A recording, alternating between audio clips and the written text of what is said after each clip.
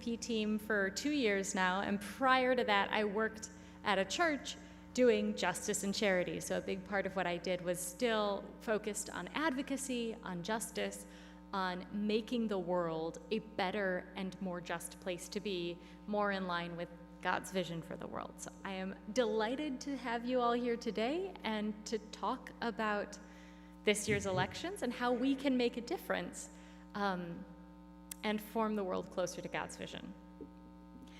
We are a small enough group that I feel like it's worth it to go around and have everybody introduce yourself. If you want to share your name,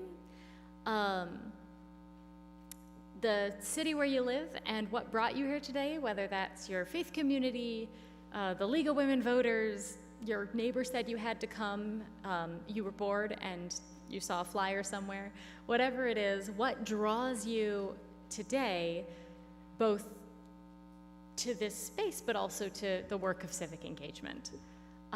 Let's start over here. Mm-hmm.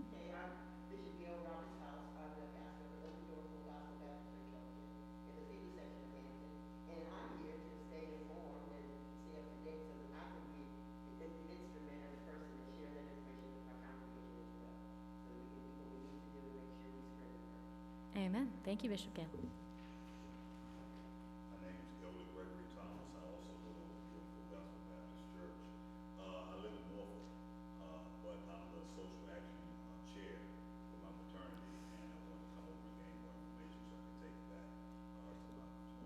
Which one's your fraternity?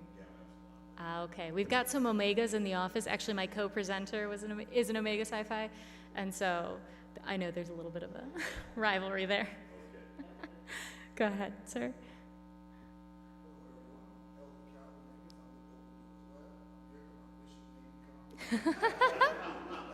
I'm Catholic. I so understand that.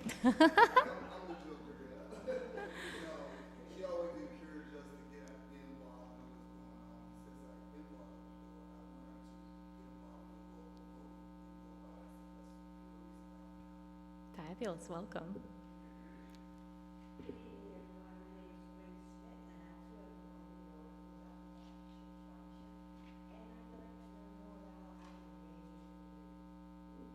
Thank you. My name is Pastor Wayne Boone, Faith Ministry Outreach, and I'm a resident of Hampton, and I'm here because I want to be the smartest person in church when we start talking about it. Go ahead.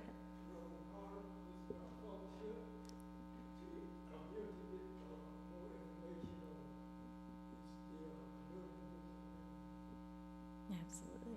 Welcome. I'm going to toss it all the way back to the Lisa in the corner.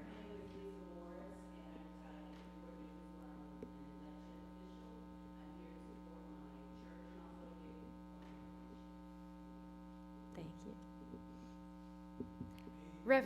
Reverend Kenny, yeah? Our host?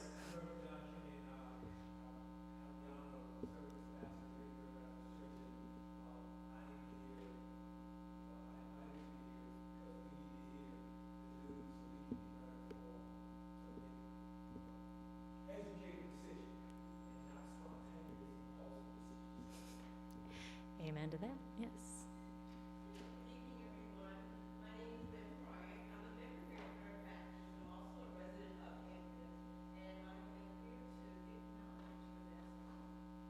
Yes, it is. Thank you. My name is Aaron Weaver. I'm part of the Bridge Builders and Community Organization. This is our community to live in. And I'm always down for my new items, options, and kind of tips, tricks, or whatever it may be. Wonderful. My name is Eve Cousins, and this is my church home. And I'm here to be informed as a concerned citizen, whether politically or spiritually. Thank you. My name is Angela Holloway, and this is my church. I think everybody kind of said what I was going to say. I just want to learn. I want to listen. Absolutely. Go for it. My name is Elizabeth O'Brien. I'm from Yorktown. I go to Merciful School Church in Yorktown. And I'm the chair of a group called Behind the Loving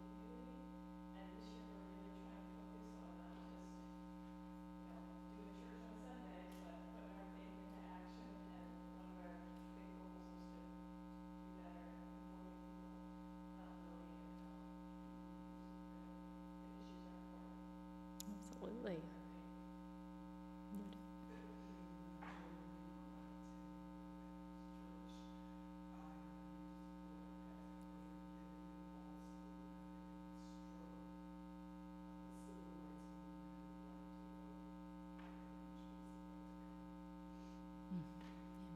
Thank you. I know you're newly arrived, but would you like to introduce yourself? Do you want to just say your name and what drew you tonight? Awesome. I'm delighted to have you. Thank you all so much for being here. And we've got a couple of strong communities represented, but we also have some different interests represented, and I'm glad to share with all of you. So first and foremost, I want to point out that we've got folks in here from different faith communities, folks in here motivated by learning information or wanting to share information, being the source. We've got people who are already dedicated voters, and we might have people who don't vote in absolutely every single election. And I didn't ask you for that because I don't need to know that. But I think that it's really, really great to have a group here and to start talking and thinking about these things in September, 6 weeks out from when the political ads get really bonkers and push comes to shove and it's election night. I also want to mention who's not in the room. There are no candidates here tonight. There are no representatives of political parties. There's no campaign flyers. We are a strictly nonpartisan organization, and we want to encourage you to vote your values, vote for the change you want to see in government, vote for the candidates who best reflect what you want to see come down the pike. So that can help, I hope.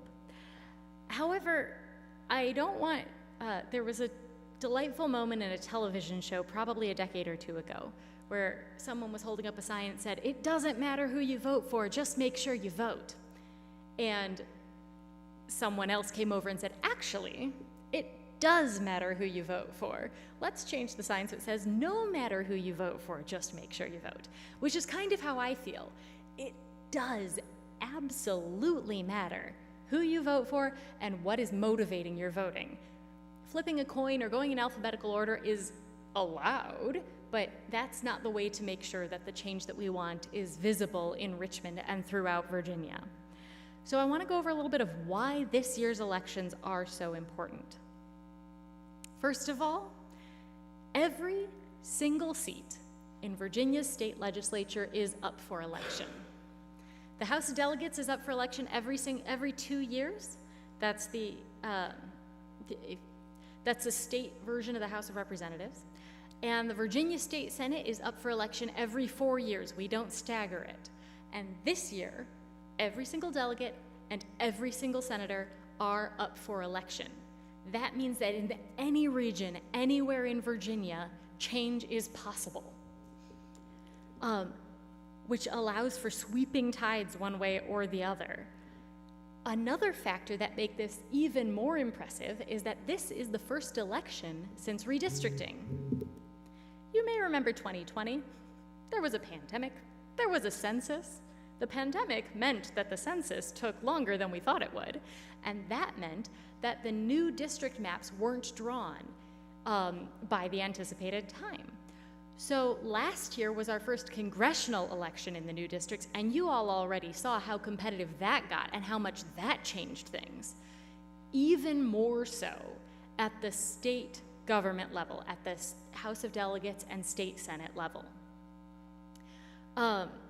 Because of redistricting, because Virginia had a new redistricting process that was one of the least partisan in history and in the country, actually. Nationwide, people were pointing at Virginia and talking about how nonpartisan, how not gerrymandered the districts were. But because of that, that meant that the people drawing the maps weren't paying any attention to where current legislators live. And so when they drew the districts, a lot of legislators got pushed together into the same district, which led to a whole bunch of retirements And some of those legislators had been in office 30, 40 years. They were nearing retirement anyway. But it also led to a whole lot of primary fights. And the end of the story, where we're at today, is that we are going to have the highest turnover rate in the 2024 General Assembly than we've ever had in, I believe, Virginia's 400-year history of having an elected legislature. I truly cannot emphasize how big of a change this is. There will be more freshmen in Richmond, more people who don't know exactly how the state government goes, but also more people who have not been in the political game for very long and who are willing to listen to the people who are rising up from the issues that are rising up from their own district. This is an incredible opportunity, and it means that literally no one, no political pundit is predicting very firmly which direction it could swing. Either party truly has a chance at either house, either chamber of the Virginia State Legislature. There are a lot of concrete policies that are up for grabs this year, and really, since the Senate is in office for 4 years, this will determine the direction that Virginia state policies are able to go through 2027. This is a big deal. And it's really, really important that we get out there and vote. And finally, and again, these building blocks are on top of each other, the last piece of it is that state government passes more laws than any other level. Congress is rather famous for dragging its feet, you may have noticed, but in 2022, Congress passed about 230 laws. A couple of those were really big. The Inflation Reduction Act came out in 2022. They passed about 230 laws. That's exciting. Virginia's General Assembly passed over 800 laws in 2022. Virginia's General Assembly only met for 60 days in 2022, and they still passed 800 laws. In 2023, similarly, up to now, Congress has passed less than 50 laws. The last I checked, it was around 30. And Virginia's General Assembly once again passed over 800. And this is with a divided legislature. The Senate is currently controlled by Democrats, and the House is currently controlled by Republicans. So this is with all the partisan fighting that is typical of our time. They still managed to pass 800 laws. And these laws affect affordable housing, funding for education, criminal justice reform, sentencing, paid sick days, health care, the way that midwives are trained and able to treat people in trauma, the cost of auto insurance. These laws affect tons of aspects of our everyday lives. Again, I think, in my mind, even more so than some of what Washington does. So state legislatures are incredibly powerful and so overlooked in the national discourse and in our media that it's so important that we educate the people around us that they understand what's at stake here. Because I was looking at, we're gonna get to this website that shows you who's on your ballot, and statewide, of course, we've got the state Senate and the state House of Delegates, but some localities are having races as well for city council or county supervisors or local attorney general. I saw in office a person running for soil and water conservation officer, which I'm sure is a very important title. I'm not mad about that. But I have no idea who to vote for soil and water conservation officer. And I have been known to be looking that up 5 minutes before the election, like, oh shoot, this person's on the ballot, and I have no idea who they are. But for state legislature, we can't afford to do that. We need to know going in what are the values of these people and who's representing what I want to see in Virginia law in the coming years. So, one other incredibly important piece about this year's election. Every 4 years, we have a presidential election. That's next year. For the presidential election, voter turnout is about 80% of registered voters, plus or minus, but about 80%. The year after that in Virginia, we have the governor's election. Voter turnout for the governor's election's around 65% in a particularly competitive year. Then we have the congressional elections, that was last year, and that's pretty comparable to the governor's election, about 60%. And then we have this year, the year that, as I'm talking about, is the most important and the most key for getting real policies and real on-the-ground change for people in Virginia. Anybody want to guess what the voter turnout is for this year? Historically, over the last 20 or 40 years? Excellent guess, Bishop Gale, yes. Between 20 and 40%. There was one year it hit as high as 40, and everyone was shocked with the incredibly high voter turnout. And it was only 40% of registered voters making it to the polls. So a few years ago in 2017, there was a district that when they counted the votes and then did a recount, it came out as an exact tie. And they decided which person went off to the General Assembly by pulling names out of a hat. And quite frankly, these elections are too important to leave to chance. So we need to increase turnout, we need to inform people about what's at stake, and we need to make sure that this year's turnout is high so that we're sure that this legislature is reflecting the will of the people. So yeah, thank you. Now would be the point where I would turn it over to my colleague Robert, but he's not here. I'm going to give you a break. Are there any questions about why the 2023 elections are so important and so key? Okay. Well, I'm going to go over then, so as I mentioned, I work for the Virginia Interfaith Center for Public Policy. Our mission is to engage people of faith and goodwill to push for racial, social, and economic justice in Virginia's policies and practices. So we do a lot. That's a very, very big mission statement, but that does mean that in order to be pushing for justice, in order to be advocating for justice, we need to be engaging communities on civic engagement and engaging folks on voter turnout.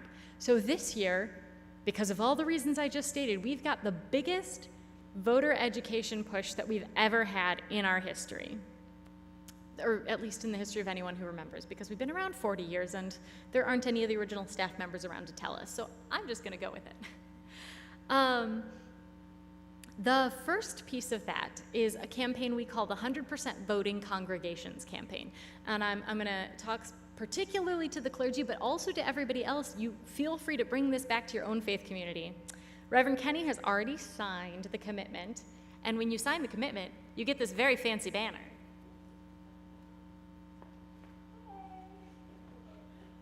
Come up and look at it. It's beautiful, it's inspired. But the banner is to hang out to tell both the members of your congregation and the community in general that you are committed to voting, to every member of your congregation making it to the polls.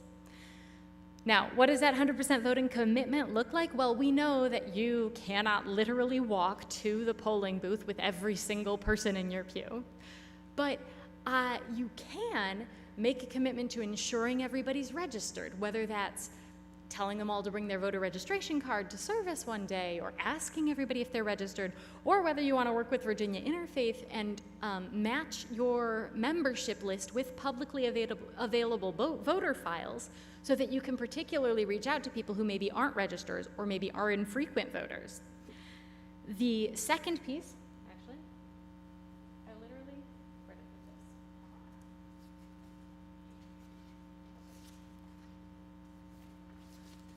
this? I brought the 100% voting commitment over here, both so that if anybody wanted to, they could sign it, and also so I wouldn't forget what the bullets were. So first is ensuring that every member of your congregation is registered to vote.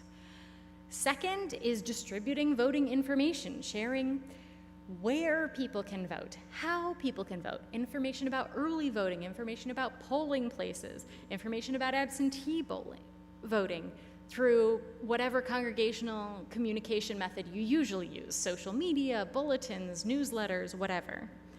Third is talk about why voting is such a sacred privilege and important to you as a faith community. For different faith communities, this might look a little bit different, but through, again, your newsletter, through your sermons, through litanies and the prayers of the faithful, all of that are opportunities to share why voting is important to you and important to your faith tradition. Then learning about the candidates. That's both telling your congregation how they can find information about the Soil and Water Conservation Officer, or maybe more importantly, the candidates for Virginia State Delegate, but also helping organize forums and opportunities to meet the candidates, get to know them, and ask them questions. Then encourage the wider community to register to vote and get out to the polls and engage people who are maybe not eligible to vote in your congregation, whether that's because they're not 18 yet or for any other reason they may not be qualified to vote. Still engage them to participate in civic life and to spread the word about voter engagement. So those are the bullets of the 100% voting commitment. If anybody wants one of these little sheets, I'm happy to share them. And once you've made that commitment, you can either sign the sheet or sign up online, then Virginia Interfaith will support you in all of those steps. So you want help figuring out if your members are registered? We can do that. We actually have an incentive to help congregations do that because that can be a taxing process. You want a cool banner? We got you. You want a toolkit to find out what your faith tradition does say about voting? I have one of those written up. You want sample bulletin announcements or social media posts? Yes. You want a Facebook group where you can talk through ideas with other people who are in 100% voting congregations? We got that too. So all of this is supposed to encourage faith communities to be 100% voting and to spread that culture out into the community. It's maybe an aspirational goal. We can't guarantee that somebody doesn't break their foot the day before the election and doesn't make it to the polls, but we're going to do our very best to include that as part of the expectation for our congregations. Questions on congregations and 100% voting? Okay. Yes.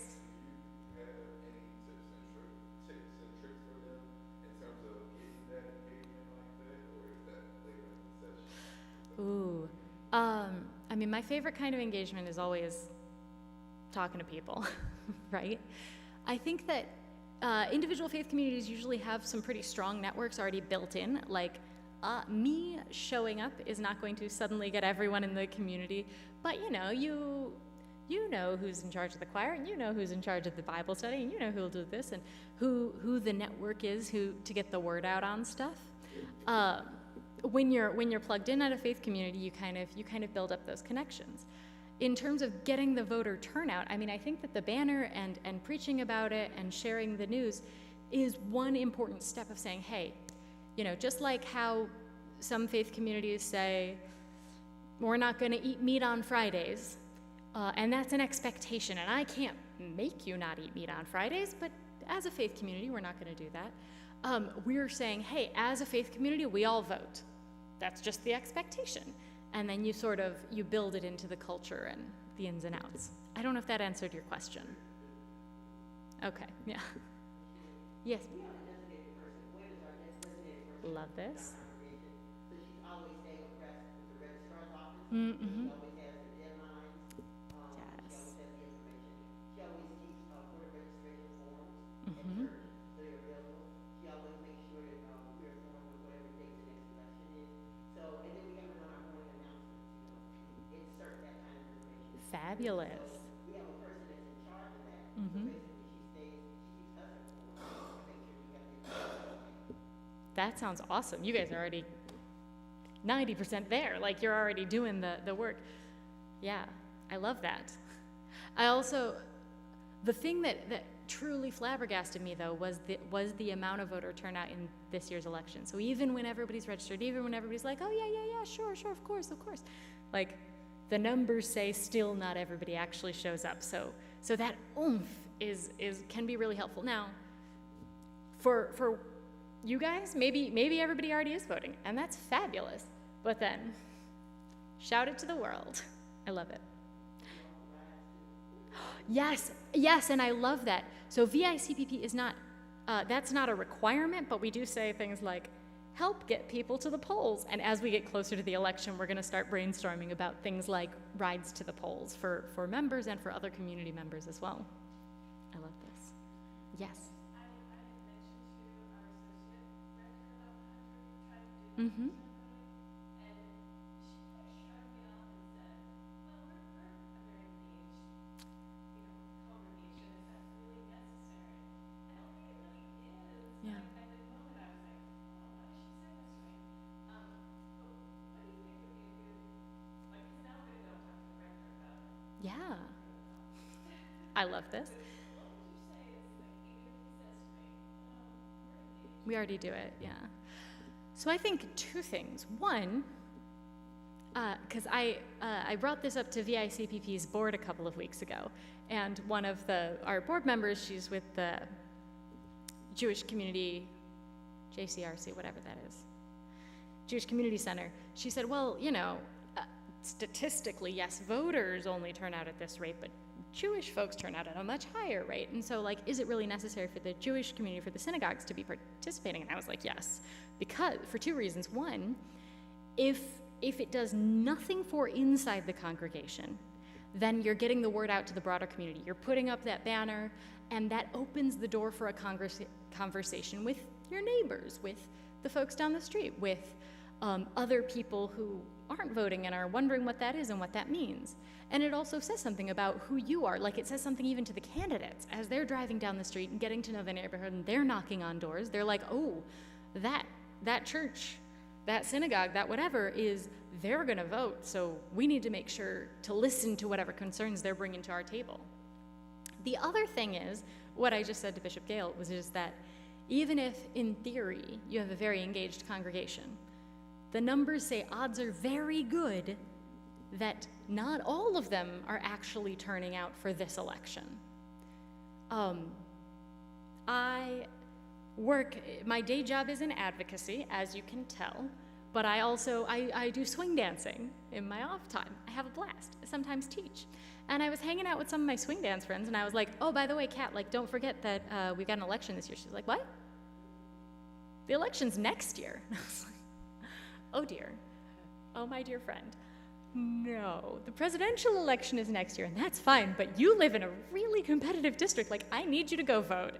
And if you don't want to research the candidates, just tell me where you live, and I will look it up for you. I'm never going to tell people who to vote for. I'm so sorry. But I was like, oh, my dear Kat, like, no, honey, you got to go vote. and that's the case more often than you'd think. Even if the members of your congregation are, like, pretty engaged and pretty on it, they probably still are getting busy and not making plans to vote in the same way they would in a presidential year, because that's just not part of the nationwide culture. So that feedback loop, that positive feedback loop, is still important. Absolutely. So yeah, that's on the ground, the congregations, getting the word out, get out the voter education, voter turnout. The next step of what VICPP is working on are some candidate forums and meet the candidate events.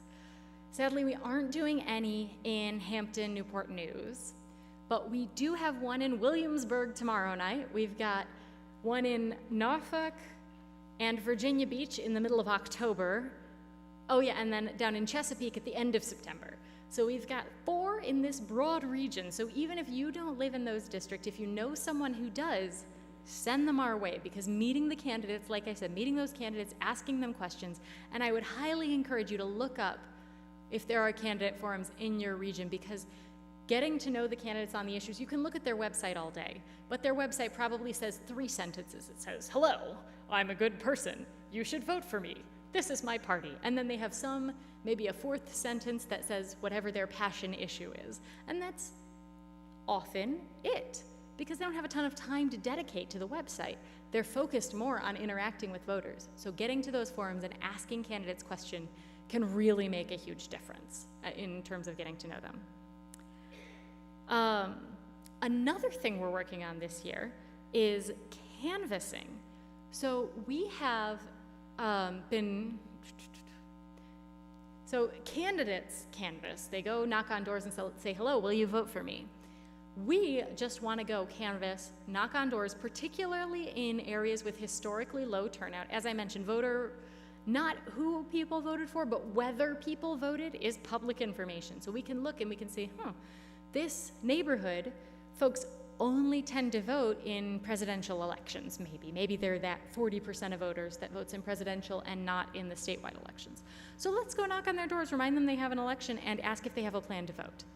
And then that's the sort of canvassing that we want to do. Totally nonpartisan, give them voter information, make sure they know where their polling place is, make sure they have a plan to vote, whether that's early voting or getting a ride to the polls or finding a way there on election day, or absentee voting, because Virginia now has no excuse absentee voting. So again, we haven't finalized our canvassing locations yet. If anybody is interested in doing some canvassing around this area or around your own congregation, in Hampton, Newport News, we would love to support you in that. We'll get you the materials. The 2 dates we're looking at are October 28th and November 4th, which are the 2 Saturdays before Election Day. They are also the final 2 Saturdays of early voting. So in theory, you could go knock on doors, say, hey, do you have a plan to vote? They might say no. Say, okay, you want to go vote like right now, today? Here's the address. And they could go vote immediately, because a lot of registrars are having Saturday early voting. And so canvassing is another opportunity. The reason why it's so useful is because talking to a real person and making a commitment to a real person instead of just a sign hanging on a wall makes it a lot more likely that someone will follow through on what they've committed to. In the same way, Virginia Interfaith has been, and I can't offer this one to you because we just ran out of postcards today, but we've been we've been working with various congregations around the state of Virginia to handwrite postcards, encouraging low propensity voters to get out and vote, because there's research that says getting a handwritten note makes it more likely that you'll read and do what the postcard asks, in this case, go vote, rather than getting just a form letter, a printed off sheet of paper. So we have sent out almost 10,000 postcards to low propensity voters, and we want to canvass similar folks, although probably not exactly the same people, to encourage them to go to the polls and vote. Yes, sir.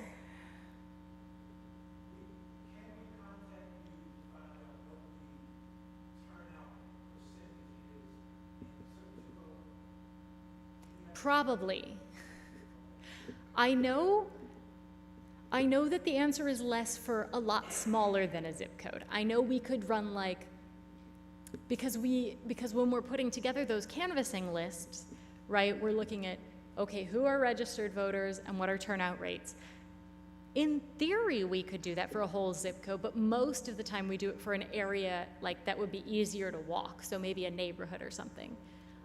My colleague Robert was the one who would know the answer to that question, but I can ask him and get back to you. Yeah. I think that data, that is certainly data that is attainable, whether or not it's something I could just type in and get access to really easily, or whether it's something that would take a little more digging is the question. Yeah, absolutely. Mm-hmm. Yes, sir.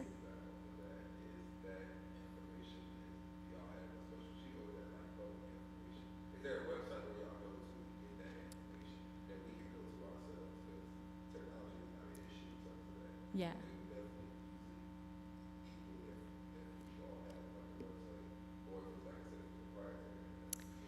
It is, so some amount of it is proprietary and some amount of it is public. So things like percentages are very possibly public, although again, I don't know for sure. Things like individual people's names, that is technically public information, but governed by each locality. So we have access to, it's called the VAN, the Voter Activation Network, that pulls information from each of the localities, so we don't need to go to the registrar in Suffolk County and then compare it to the registrar in Norfolk County and see who fits where. It just consolidates it for the whole state of Virginia. So the publicly available one, you would have to like knock on each registrar's door and stuff, and this digitizes that, and that I can't give you access to. But something like percentage of voters registered, or percentage of eligible people who are registered to vote, or percentage of registered voters who do normally vote, that might be publicly available. It really is fascinating, the information that exists. Yes, ma'am. The last mayor election, we were holding, I mean, you won like 8,000 votes. Wow. Like 8,000 votes and you win. So with that, and each of the locality, each of the voting precincts, there was a percentage of how many people in that precinct actually voted. Had actually gone, oh, okay, so yeah, so then that must be publicly available somewhere. I'm gonna make a little note to self. I don't have a pen out, but I'm making a note in my phone. I'm texting Robert to remind me to ask him later. So just based on that information, you kind of see what neighborhoods or what voting precincts, percentages, the larger percentage of the persons that actually went to the polls and voted. Yes, exactly. What's the name of the website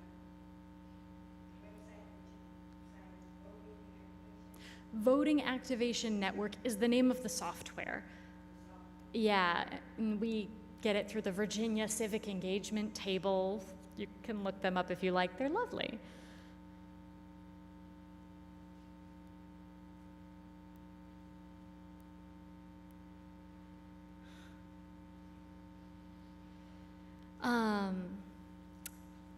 Okay. Another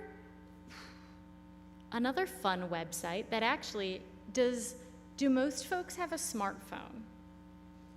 I'm going to encourage you to take out your smartphone if you have it and pull up my favorite voting information website, which is vpap.org, the Virginia Public Access Project, VPAP. Thank you, sir.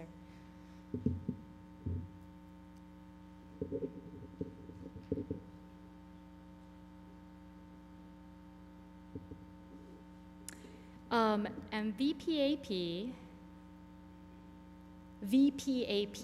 Virginia Public Access Project, .org.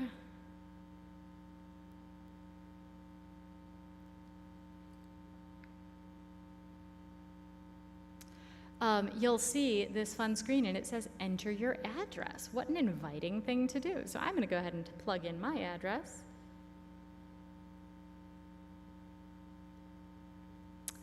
And then you get a list of purple boxes. And there's a bunch of these that are super helpful. Where do I vote tells you your actual polling place. My representatives tells you who's representing you now, from Congress on down to the soil and water conservation person. But the one I want you to click on right now is that top purple box. Who's on my ballot? And that tells me that there are 48 days to the next election. And it tells me who's running in each of for myself, it's the State Senate and the House of Delegates district. It also tells me there's another referendum on my ballot. Are all of you seeing this? Does what I'm saying sound familiar and like what you're looking at? Cool. So I find VPAP very useful. It's got a wealth of information. There's stuff about district boundaries there. There's stuff about, you can dig in on which donors are giving how much money to which candidates. It's fascinating. But this is one of the most helpful parts because it tells you the name and the party of everybody who's running so that then you can jump from there and look them up yourself, find their website, find what events they're participating in, find news stories about them, etc.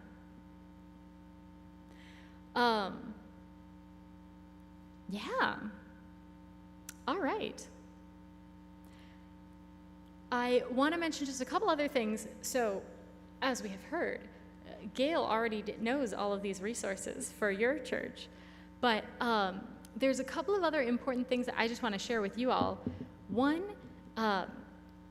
early voting begins on Friday and goes through November 4th. So if you've got anybody who's going to be out of town for Election Day, they can vote early. If they're going to be out of town for the entire month of October, they can still vote early.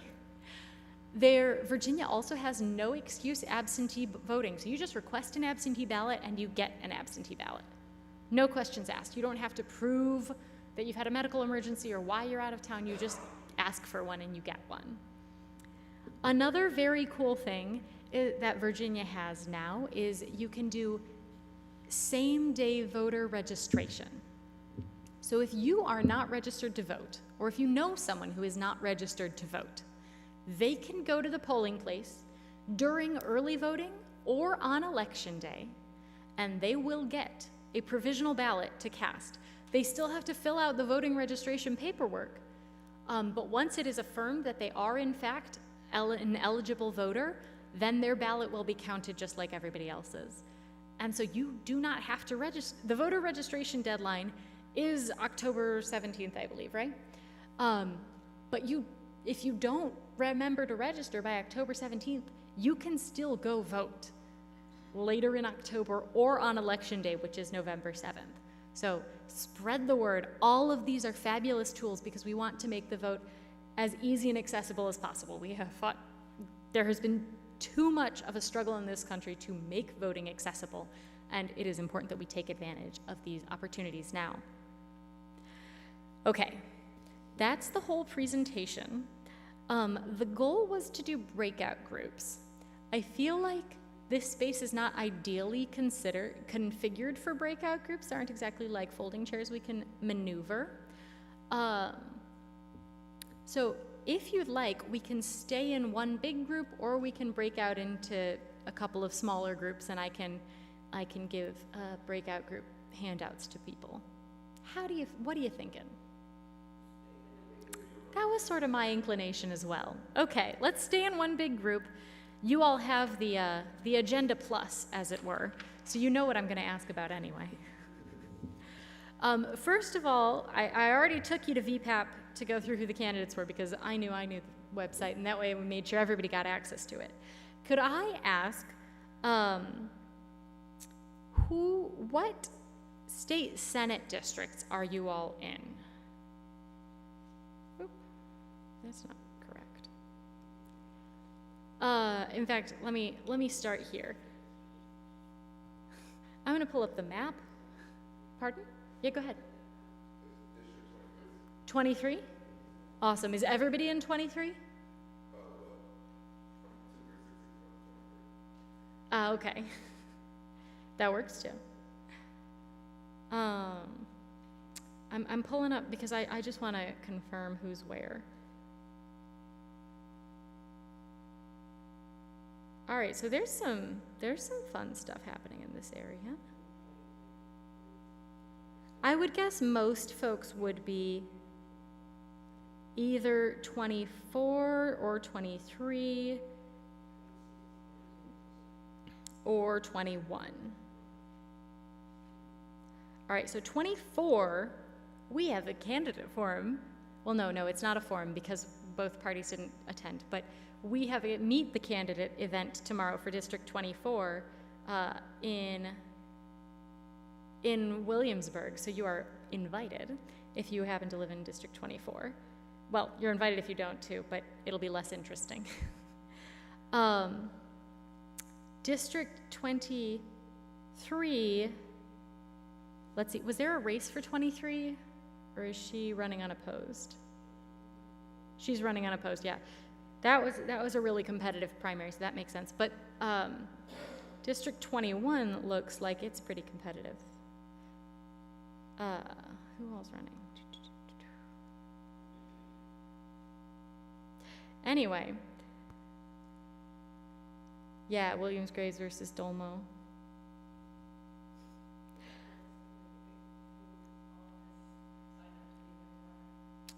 Yes. Unfortunately, no. Everybody on the ballot was invited. A couple folks had conflicts or whatever. So in the end, the 24 Senate districts 24 and 26 and House District 72 Anyway, there are 3 candidates coming. All 3 happen to be Democrats, but we did invite everyone like 6 times. So we try what we do. Yep.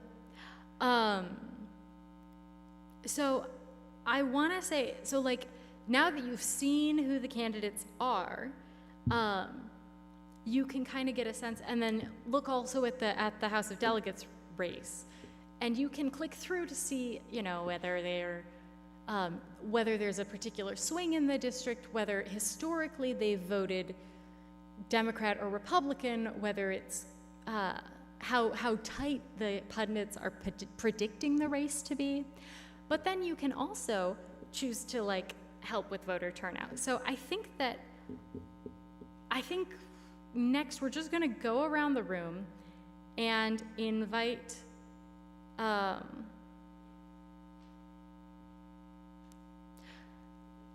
we're going to go around the room and ask what would you like to commit to doing?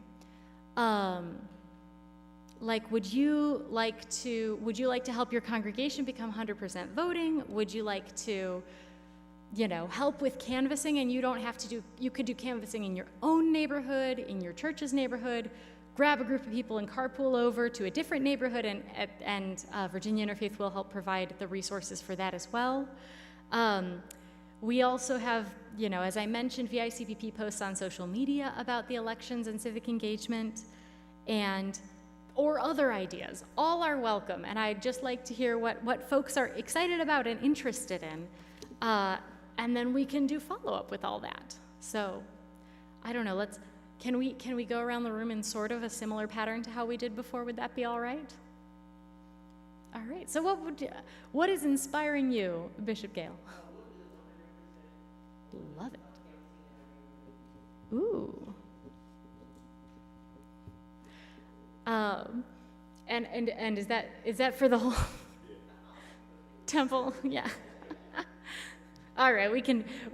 I mean, you're welcome to speak. If any of you want to do additional things, you are so invited. But that sounds amazing. Yeah, thank you. I love this. Oh, I need to come back here. This is great. Mm-hmm.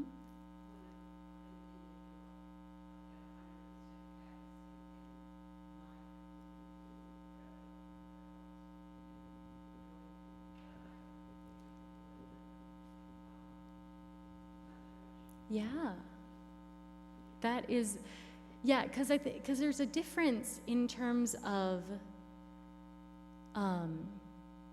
well, it comes across differently when it's someone from the community, when it's coming from the church, when it's so explicitly nonpartisan. There's a different feel to that, and it's a lot more it can be more impactful. Yeah, I love that. Thank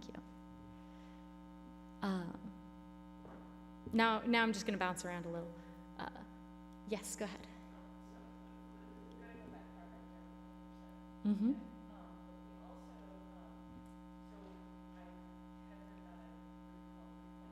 Mm-hmm.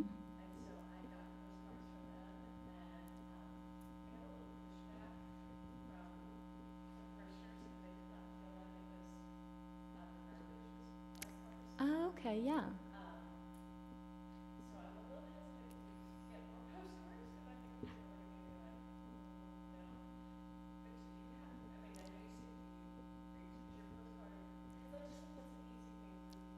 Yeah, we do have a script that goes with the postcard to encourage people specifically what to write.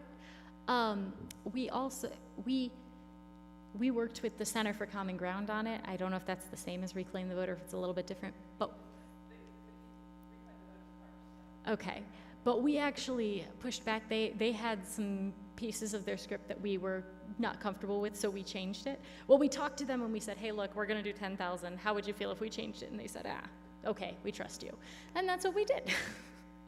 So, because we did want it to be a nonpartisan message and encouraging people to vote and vote their values. And however that looks. So, yeah, we did have that conversation. It took a little back and forth, but not very much. Turned out all right, yeah. Mm-hmm. Yeah, you could give it a go, and I'm happy to I'll ask Robert to send you that script and see if, Reclaim the Vote would even be comfortable with you guys using the script that we articulated or something. The postcard, the write a postcard script is not online, I don't think, actually. Because when folks sign up to send postcards, we have the names of the low frequency voters or infrequent voters that we send to them, so we send them the script with that information. But I don't know, it's not proprietary or anything. That's not something that we aren't worried about sharing. The social media templates, oh yes, take, share, enjoy, send them into the world. Mm-hmm. How about you, sir? What would you, or are you interested in anything? Well, anything in particular, or you're with the group? Okay. Hello, you guys didn't introduce yourselves earlier. Would you like to? Nice to meet you both.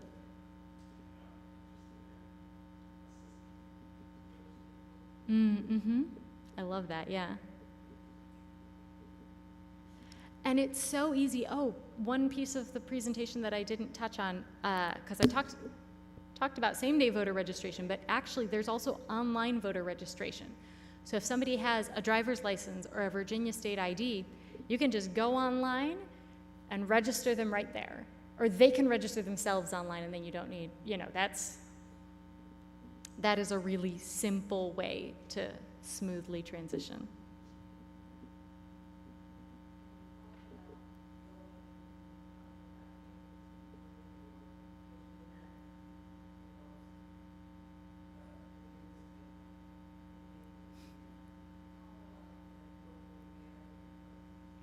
Yes. I definitely love and support that. We're a staff of 9, so we can't go to every single library, but I would love it if people wanted to do that, absolutely. And we're happy to give you materials to help with that.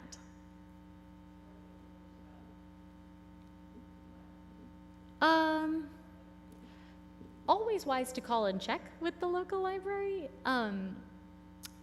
Yeah, if they're having a public event, often they are happy to have folks come in and register voters. And in this area, in Richmond, the League of Women Voters fills that void, that need pretty nicely. But actually, here there isn't a League of Women Voters because you're kind of caught between the Williamsburg League and the Southampton Roads League, and so it's just a different area. And so yeah, there is an open possibility there. You could ask if they want voter registration or an information table set up. You could do that at a faith community, at a congregation, your church, wherever. Yeah. Mm-hmm.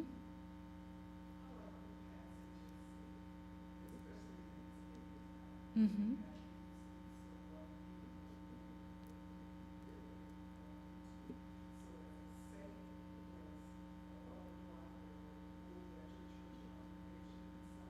Mm-hmm.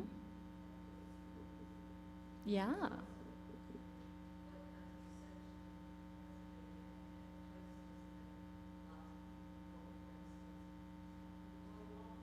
That's definitely true. Yeah.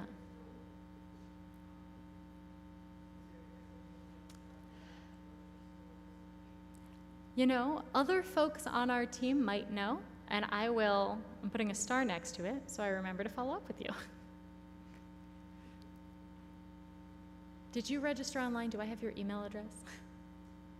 If not, we'll just have to connect so I can follow up with you afterwards. Mm-hmm. Oh.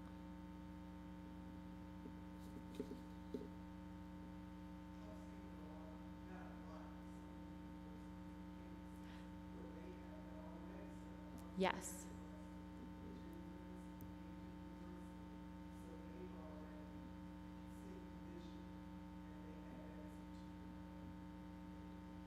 Yeah, campuses are doing a really incredible job. There's some of them who are doing,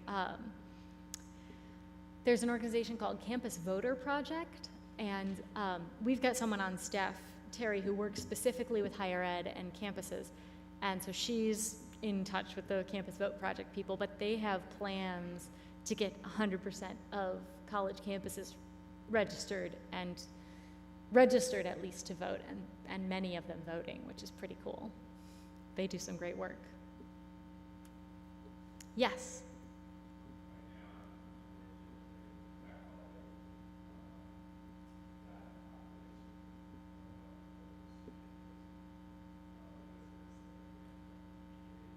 Uh-huh. Oh, yeah. That's so helpful. And so I would imagine some of them want absentee ballots and some of them need rides to the polls and all that. Yeah. Yeah. That's really helpful, just even getting those absentee applications in or signed up for permanent absentee voting or whatever the case may be. That's great. Thank you.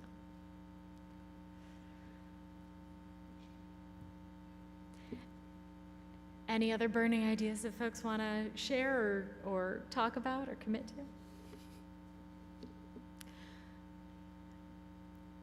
So like I said, normally I'm not the only person talking at you for an hour plus.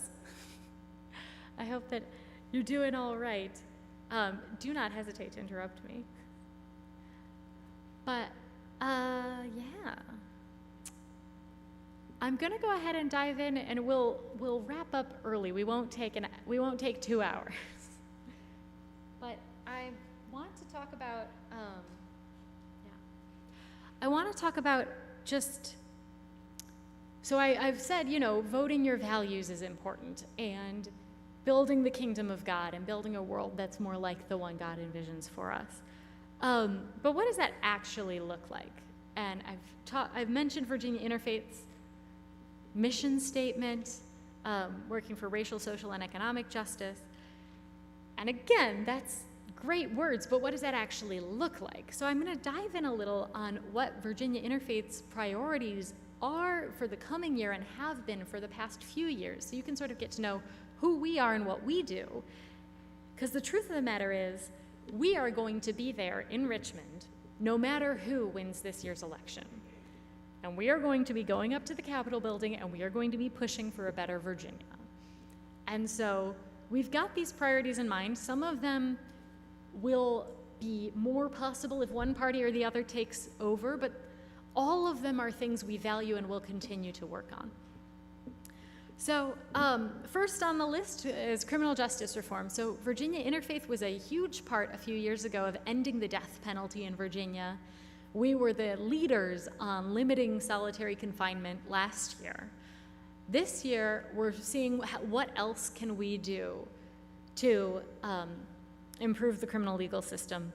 And so we're looking at another thing that we did last year was push for an ombudsman, an oversight office for the Department of Corrections, because Virginia's Department of Corrections is the largest department in the state, and they have no oversight, and they don't report to anyone. I mean, in theory, the governor, right? But they all have internal reporting structures that no one else has to approve or sign off of. So that was actually included in the state's budget that just passed a week and a half ago. And so now we want to see it in code explicitly stating that there is an office of a Department of Corrections ombudsman that oversees and ensures that they are following their own regulations.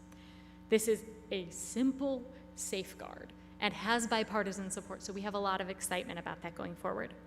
A couple of other issues: we are looking to limit profiteering in jails and prison, including the cost of phone calls, the cost of essential toiletries like shampoo and deodorant, the cost of video calls and food even. A pack of ramen, if you go to the grocery store, might cost 10 cents. A pack of ramen, if you're incarcerated, might cost $1.50. That is 1,000% markup. That's crazy. That is unethical. And the people profiting off of this are certainly not the families of those who are incarcerated. So that's just not fair. We're also looking at potentially doing something to limit the use of attack dogs in Virginia prisons, because there was this huge expose report about that a few weeks ago, and it's horrendous. Virginia had about 270 wounds from attack dogs in the last 5 years.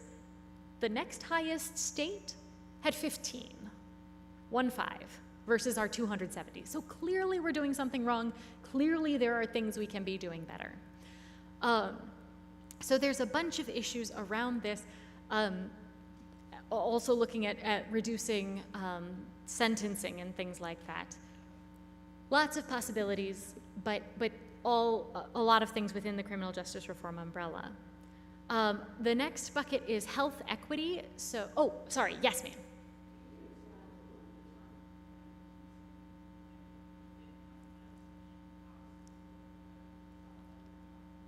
For solitary, yes.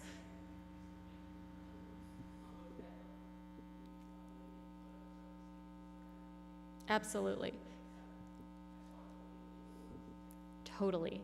So as of a year ago, Virginia had no limits and no explicit cases around solitary confinement, nor did they have any reporting requirements. The Department of Corrections said, well, we don't use solitary confinement. We use restorative housing. And in restorative housing, people are isolated for 22 hours a day. And we're like, that's solitary confinement, my dudes. So no matter what you call it, that's still torture. The UN defines solitary as being isolated for more than 20 hours a day. And they say that if you're experiencing that for more than 2 weeks at a time, that is torture and that is unethical. And we agree with that position. So we were part of a coalition, the Virginia Coalition on Solitary Confinement, and the original goal was to limit limit the use of that isolation procedure to 2 weeks, to 15 days. 15 because blah, blah, blah, sometimes ins and outs, whatever, 15. In the end, there was a ton of back and forth, and it was, I could take you through it. It would take a while. I am happy to do that later. Or I could put you on the phone with Salim, my coworker who led on this issue, and he could talk to you for 2 hours. But the short version is that the original bill, which had bipartisan support, the Attorney General's office called and told the Republican sponsor, you need to take out the 15-day limit or else the governor will veto the bill, which was really heartbreaking.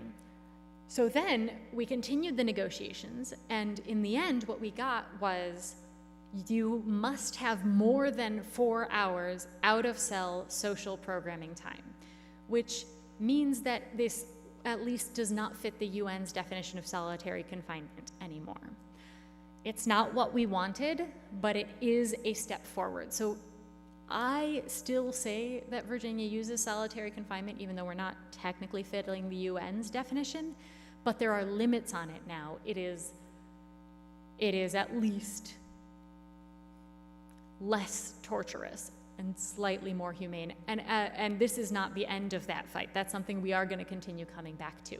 But and at least now, Department of Corrections has to report on it. We will have actual numbers and figures to work with. And there are those limits on it. And with the ombudsman to oversee it, they will have to hold to those standards. So it's not everything. So much of Virginia politics is incrementalism, but with enough small steps forward, we get a lot farther. Yes, absolutely.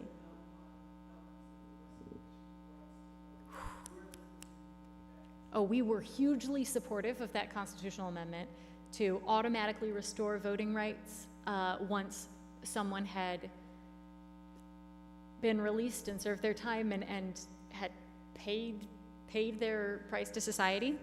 Very supportive of that.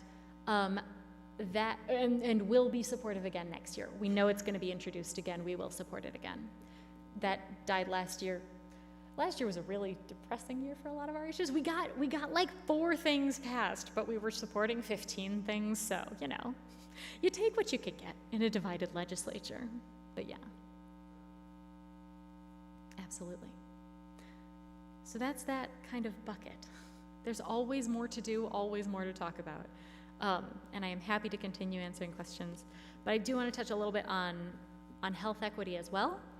So again, a few years back in 2018, Virginia Interfaith, we led the faith work on Medicaid expansion and getting folks access to health care. getting lower income folks access to health care on the marketplace.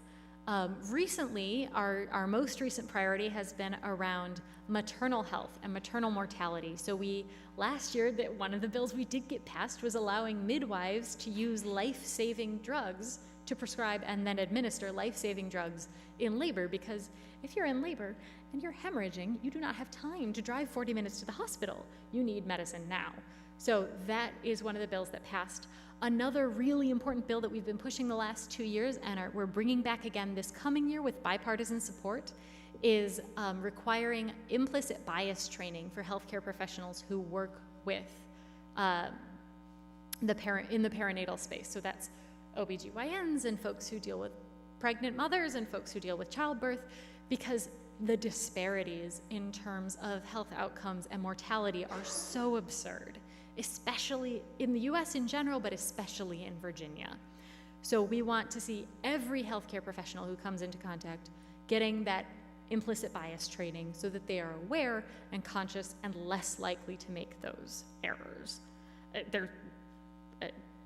Those life-threatening errors. Anyway, there's a couple of other things around health equity, expanding access to insurance for children who might be undocumented, allowing school nurses getting a nurse in every single school, perhaps expanding funding for community health workers so that people can have a bridge to access to health information.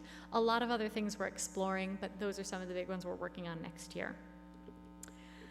The third bucket is supporting working families. And so on that, we've done a ton around limiting payday lending, preventing wage theft, and recently our biggest issue has been requiring paid sick days. I still can't believe we got through a whole pandemic and there are workers, over 1 million workers in Virginia, who do not have paid sick days or paid time off. And you shouldn't have to choose between going to work with strep throat or not being able to pay your groceries. That's just unacceptable. Or having your child have to go to school when they're sick because the parent can't take time off because they don't have paid sick days.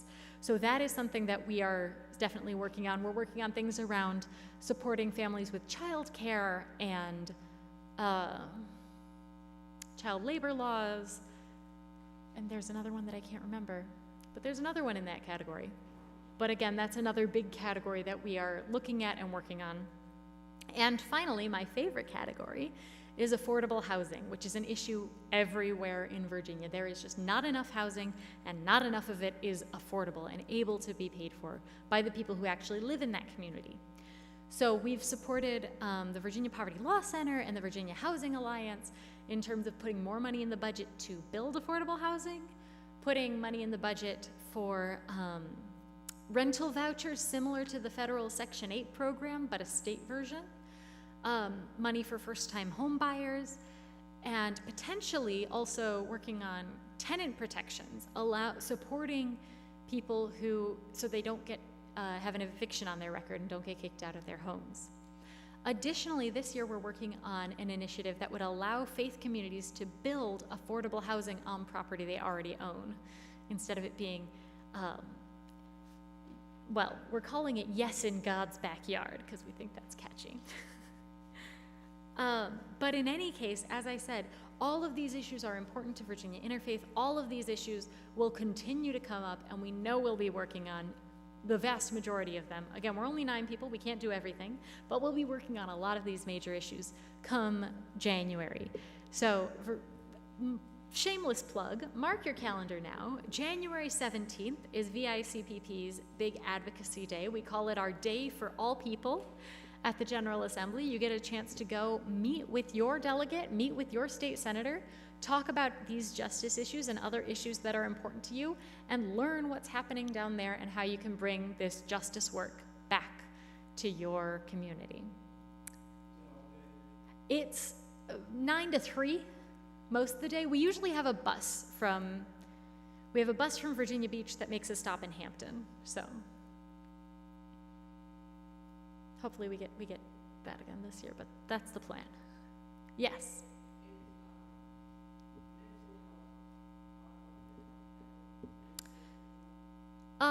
Yes, but not explicitly. So sometimes is the shortest answer to that question. My colleague Catherine is the one who focuses on health equity, and she could give you a much more in-depth answer. But the reality is that a lot of times there's overlap, right? So getting folks covered by Medicaid, getting folks insured, means that they have more access to mental health care, but we aren't necessarily, and making sure there's healthcare providers, nurses in schools, again, can increase children's access to mental health care, but we're not necessarily doing stuff around counseling initiatives. So it does depend. Oh, the last issue we are doing a bit of work on, and this one's new this year, is some amount of gun control and protection from gun violence is another issue we're doing, which overlaps sometimes with mental health issues, but so there's a lot of overlap actually with all these issues and mental health, but we don't have mental health explicitly as part of our agenda. Absolutely. Yes. So like the support for working families, absolutely. FAMIS, SNAP, child tax credit, all that definitely falls in there. Yes. Sometimes I'm sitting in a committee meeting at the General Assembly and I hear a bill come up and I'm like, ooh, I like that one. I'm just going to go testify. We might only have, 4 we're taking the lead on and 15 we're technically working on. But when we're at the Capitol all day, every day, like, you find another few that you're just like, yeah, that one too. Yes, we agree. And it's the ones where the faith communities have consensus and it's within our parameters and we have our buckets and we can go on those. Absolutely. Well, I really appreciate you all being here, spending the time. Couple more reminders. This year is incredibly important. So take what you've learned, send it out. If you, I should have gone through and had everybody give me names and emails. I probably have most folks' names and emails, but if you didn't sign up online, come on up and give me your email address, and I will send up some follow-up information about all these pieces. Because I just think it's so important that you know about it and that you share it with your communities. And yeah, I'll reach back out in a couple of weeks to talk about canvassing and all the other fun stuff coming up. Thank you all so much for being here. Every single voice and every single vote truly makes a difference this year in a way that's so much bigger than some of our past elections. And I am so delighted that you all are here today and that Virginia in general is really getting on board with the importance of this election. Don't hesitate to come up and ask if you have any more questions. And again, just delighted to be here. Thank you.